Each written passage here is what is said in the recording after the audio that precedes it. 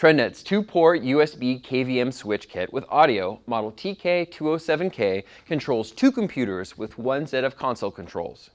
Installation is easy with all the required cabling included. Simply connect your USB mouse and keyboard and your monitor with a VGA port.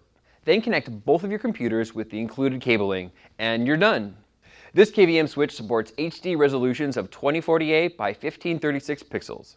Alternate between computers using the convenient toggle switch on the device's front face or using predefined hotkey commands on a Windows computer. Manage 2 computers with TRENDnet's easy-to-install TK-207K.